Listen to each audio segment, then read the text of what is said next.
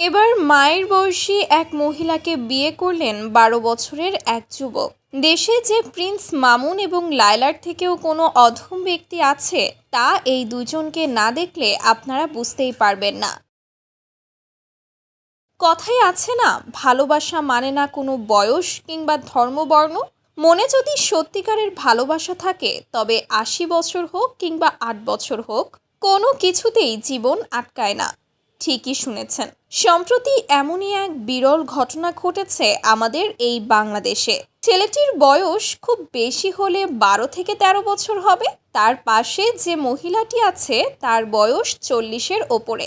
যেই দেখুক না কেন সেই বলবে যেন মা ছেলে এক হয়েছে, কিন্তু তারা মাও না ছেলেও না। তারা হলো একে অপরের জীবন সঙ্গী।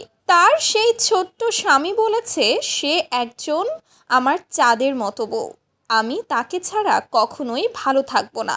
দর্শকরা যেন রীতিমতো তার কথা শুনে মনে হচ্ছে যে তার বয়স ১২ কিংবা ১৩ নয়, তার বয়স প্রায় ৪০-এর কাছাকাছি গিয়েছে। আর যেই মহিলাকে বিয়ে করেছে সেই মহিলাটির ২টি স্বামী এবং ৩টি সন্তান রয়েছে, এবং সন্তানগুলো তার এই বর্তমান স্বামীর থেকে বয়সে অনেক বড়। অনেকেই কমেন্ট করছে, আচ্ছা, দেশে কি ছেলেদের অভাব পড়েছে? আপনারা শুনলে অবাক হবেন, এই ছোট্ট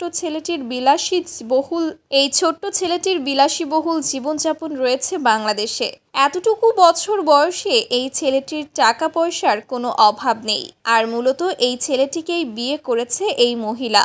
দর্শকরা বলছে, টাকা দেখে আজকাল এরকম ছোট ছেলেকেও বিয়ে করা যায় তা আগে জানতাম না। তো ভিউয়ার্স, এই দম্পতিকে নিয়ে আপনাদের মতামত কি? আপনাদের মূল্যবান মতামত জানাতে পারেন আমাদের ভিডিওর কমেন্ট বক্সে।